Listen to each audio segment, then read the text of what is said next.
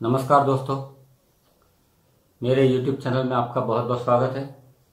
और आज मैं आपको दोस्तों कम से कम साधन में आपको नट बोल्ट खोलने वाली गन कैसे लगाना है, कैसे लगा सकते हैं, वो मैं आज आपको बता रहा हूं। दोस्तों सबसे पहले हम ये जान लेते हैं कि कंप्रेसर के बाद हमें क्या क्या सामान और लगेगा इस गन को इंस्टॉल करने के लिए। दोस्तों तो सबसे पहली चीज होगी कि कंप्रेसर मेरा लगा हुआ है, इसलिए उसको उठा के ला नहीं सकते। आपको मैं ये फोटो दिखा रहा हूं, आप ये देखिए कि आप एक ये कंप्रेसर लेंगे। इस कंप्रेसर के पास में यहां वाल लगा हुआ है, इस जगह से हम एयर को बाहर लेते हैं। आप अपनी सुविधा के अनुसार और आपके पास जो भी बजट है या आपके वर्कशॉप की सर्विस सेंटर की जो भी रिक्वायरमेंट है, उस रिक्वायरमेंट के अनुसार आप एक कंप्रेसर खरीद लेंगे। जहां तक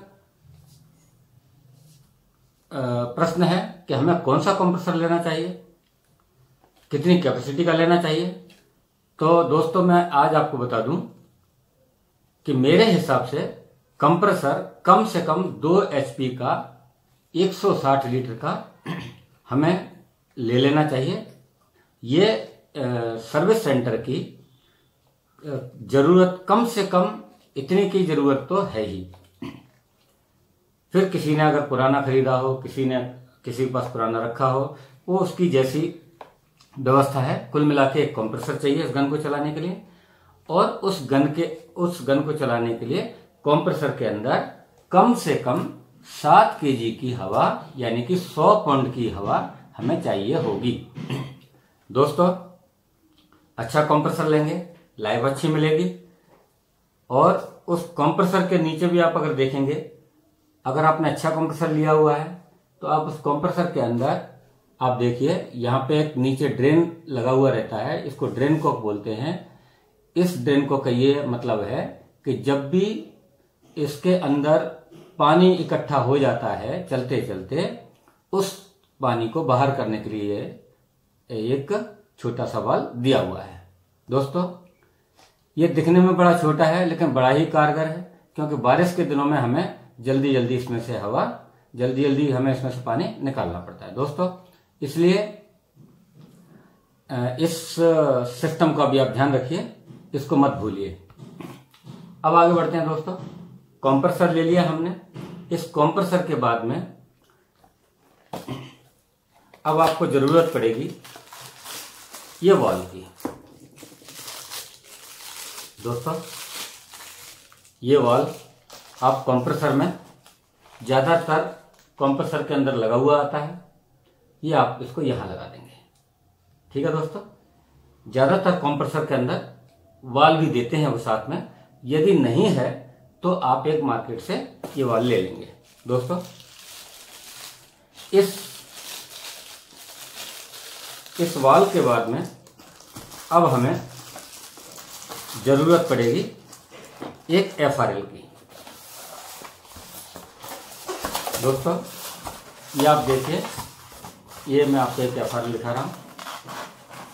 इस FRL की जरूरत पड़ेगी, क्योंकि मैंने पीछे सिस्टम में लगा रखा है, इसलिए मैं खाली इसको आपको दिखा देता हूं।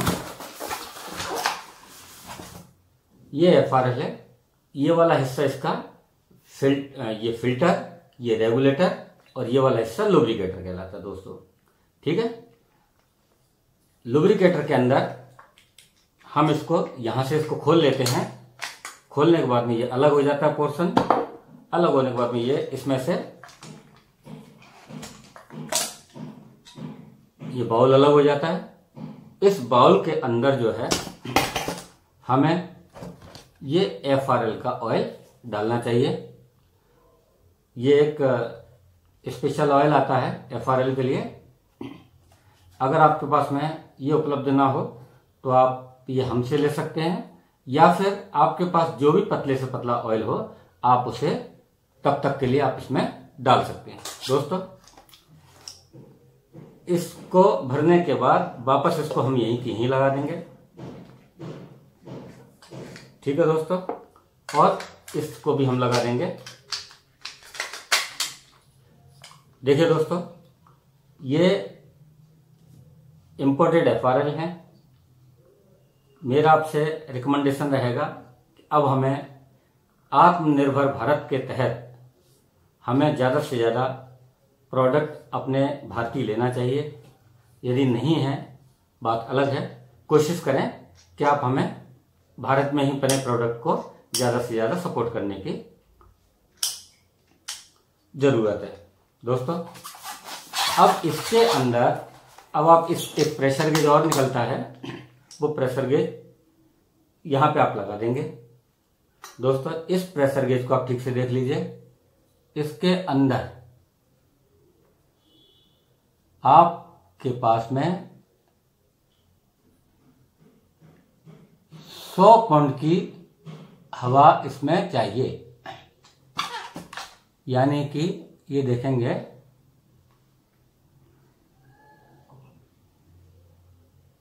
7 kg के आसपास हवा चाहिए हमें। 90 से 100 पाउंड, जहां पर 100 लिखा हो। हर एक प्रेशर गेज में अलग अलग रीडिंग आती है, इसलिए आप किसी में 100 सीधा भी लिखा हो सकता है, किसी में केजी में बड़ा लिखा होगा। ठीक है दोस्तों, आप वो देख लीजिए, कोई दिक्कत नहीं इसके अंदर। ठीक है दोस्तों, इसके बाद हमें कुछ कनेक्टर चाहिए होंगे। ये कनेक्टर जो कि हमें इस FRL के एक इनलेट में और एक आउटलेट में लगेगा। ठीक है दोस्तों, इस इनलेट और आउटलेट के अंदर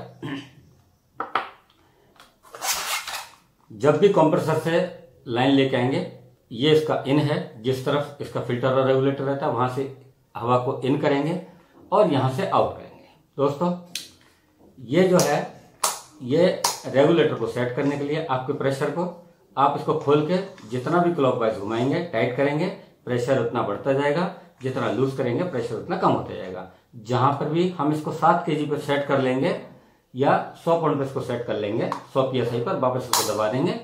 ये इंपोर्टेड FRL में इस टाइप का सिस्टम आता है। इंडियन FRL के अंदर एक थ्रेडेड आती है, ये हटा देंगे तो वो थ्रेडेड हो जाएगा, कोई दिक्कत नहीं। दूसरा, हमने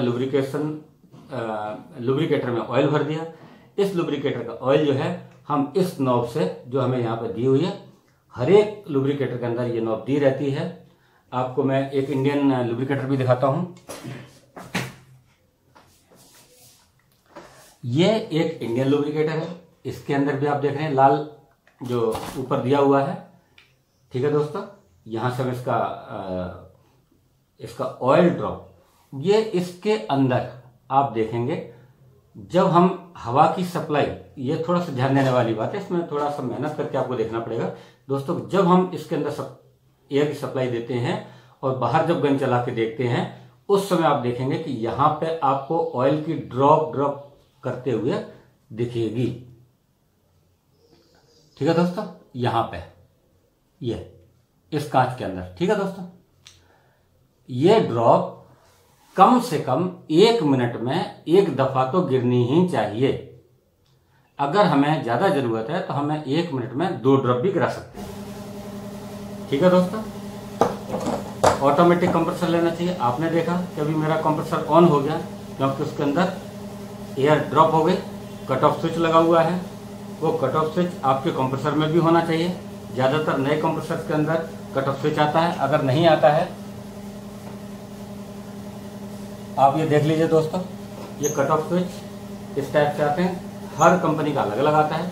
इससे कंप्रेसर ऑटोमेटिक बंद और चालू होता है। दोस्तों अच्छी तरह से आप जांच कर लीजिए कि आपके कंप्रेसर पे ये कट ऑफ स्विच है या नहीं।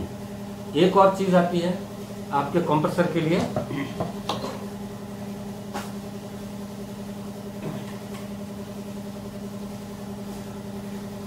यह है एक सेफ्टी वाल्व। अगर आपका कंप्रेसर पुराना है, उस सेफ्टी वाल्व को हमेशा खींचते रहिए और देखते रहिए कि ये ऑपरेट हो रहा है कि नहीं हो रहा है। दोस्तों नए कंप्रेसर में तो ये दिक्कत नहीं है क्योंकि अभी तो नया ही कंप्रेसर होगा। यदि आपका कंप्रेसर पुराना है तो आप हमें इस सेफ्टी वाल्व को बार बार खींच के देखते रहना चाहिए और थोड़ा सा इसमें ऑयल डालते रहना चाहिए, जिससे इसका फंक्शन बना रहे। दोस्तों ये इसलिए ज़रूरी है कि कभी मान लीजिए आपका प्रेशर स्विच खराब हो गया, कोई प्रॉब्लम आ गई, यदि आपकी ये प्रेशर गेज जो है ये खराब हो गया, मैंने आपको बताया था कि यहाँ पर 100 लिखा हुआ है, देखिए इस 100 के ऊपर आपकी घड़ी रहना चाहिए कंप्रेसर। अगर कंप्रेसर आपका बड़ा है जो 12 केजी का प्रेशर बनाता है, ठीक है दोस्तों, उस समय हमें कंप्रेसर पे तो जो एयर मिल रही है उसी को बना रहने दीजिए, लेकिन हमें इस FRL के अंदर आके हमें इसकी घड़ी में प्रेशर सेट कर लेना है और हमें गन के लिए 7 केजी से ज़्यादा प्रेशर नहीं देना है दोस्तों। तो मैं बता रहा था कि अगर मान लीजिए प्रेशर स्विच कभी आपका खराब हो जाए गलती से, या कोई प्रॉब्लम आ जाए उसके अंदर, बाय द वे ये भी खराब हो जाए, तो हमारे पास में कंप्रेसर में सेफ्टी वाल्व ही एक ऐसा सुरक्षा कवच है जो कि आपको बताता है कि आपकी टंकी ओवरलोड हो गई है। ये ज्यादातर केसों में खुल ही जाता है, इसीलिए कभी अगर नहीं खुल पाए तो उसको समय समय पर इसको चेक करते रहिए। आगे बढ़ते हैं दोस्तों, आपको हमने FRL दिखा दी, आपको ये आप देख रहे हैं कुछ ट्यूबिंग है जो आपको इनलेट के लिए जरूरत पड़ेगी। ये कॉइल डोज है आपकी, ये कॉइल डोज का एक सिरा आप देखेंगे उसके अंदर लगा हुआ है, FRL के अंदर लगा हुआ है। दूसरे सिरे पर ये एक कपलिंग लगी हुई है, ये कपलिंग मिल जाती है, डायरेक्ट इसके अंदर बैठ जाती है। अगर डायरेक्ट इसके अंदर नहीं बैठती है तो एक इस प्रकार का एक अटैचमेंट आता है जो इसको आप लगा सकते हैं। ये भी एक टाइप है कपलिंग का कि पीछे आप कनेक्टर लगा देंगे, जो मैंने आपको बताया था यही वाला, और एक फीमेल कपलिंग ले लेंगे, वो भी यही काम करेगी दोस्तों। ठीक है दोस्तों, उसके बाद में इसके आगे लगाने के लिए एक अडोप्टर आता है जो कि जो अडोप्टर ये गन के अंदर लगता है, इसको कपलर कहते हैं, इसको अडोप्टर कहते हैं दोस्तों। ये कपलिंग और ये इसका अडोप्टर ये इसके अंदर अटैच होता है और उसके बाद में ये गन चालू होती है। तो दोस्तों ये हमने आपको बताया कि ये गन इसके अंदर लगाकर ये चल गई।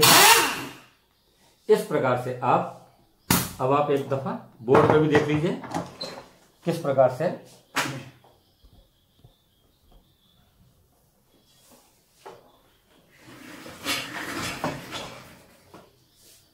ये इनलेट आया है, कंप्रेसर से लाइन आई है, हमने FRL लगा दिया, हमने ऑयल इसके अंदर डाल दिया, इसको सेट कर दिया। सेट कितना करेंगे, 1 मिनट में 1 ड्रॉप इसके अंदर दिखना चाहिए। इससे रेगुलेट करते हैं कि हमें कितना प्रेशर चाहिए। उसके बाद ये आउटलेट से आ गया ये, और इसके आगे हम लगा देंगे गन। दोस्तों ये गन अब रेडी है आपके काम करने के लिए। आप किसी भी बाइक का आप नट खोलिए या किसी भी जहां पर आपको लगता है इस गन का इस्तेमाल करना है, सर्विस सेंटर हो, इंडस्ट्री हो, वहां पे आप ये कम से कम मटेरियल में हमने अपनी गन स्टार्ट कर ली। इसके अंदर कई प्रकार के ये सॉकेट्स आते हैं, इससे हम स्क्रू ड्राइवर का भी इस्तेमाल कर सकते हैं और इससे हम इससे भी खोल सकते हैं। ठीक है दोस्तों, एक इस प्रकार की गन होती है। दूसरी गन आती है ये कंपोजिट बॉडी में, इसकी भी सर्विस अच्छी है। अगर आप चाहें तो इसको भी ले सकते हैं, बस इसकी थोड़ी सी हैंडलिंग आपको करना पड़ेगी क्योंकि पूरी प्लास्टिक बॉडी गन है। हालांकि इतनी आसानी से टूटती नहीं है ये, पर फिर भी इसको जितना सहेजेंगे आप ये उतनी लाइफ मिलेगी इसकी। ये गन मेरे पास में 1/2 इंच स्क्वायर ड्राइव की है। इसमें ज्यादातर जो चलती है वो 2 ही चलती है, एक 3/8 स्क्वायर ड्राइव में और एक 1/2 इंच स्क्वायर ड्राइव में। दोस्तों ये आप जब सॉकेट लगाते हैं हमें उस समय पता रहता है। अगर हमारे पास में कोई गन अगर आ गई है, ड्राइव दूसरा है, तो कोई दिक्कत नहीं है दोस्तों। आप इस प्रकार का एक अडोप्टर आता है, उसको आप ले लीजिए, ठीक है, और उससे इसका कन्वर्जन हो जाता है दोस्तों। गन हर एक गन के अंदर रिवर्स और फॉरवर्ड अलग अलग आता है। ये रिवर्स फॉरवर्ड आप अपनी इच्छा अनुसार कर सकते हैं। ठीक है दोस्तों, मैं आपको इसको लगा के भी दिखा देता हूँ। ये खाली में नहीं चला रहा कि एकदम से भाग सकती है, और ये इसको आप देखें। ठीक है दोस्तों, अब इसके बाद में इस गन के अंदर भी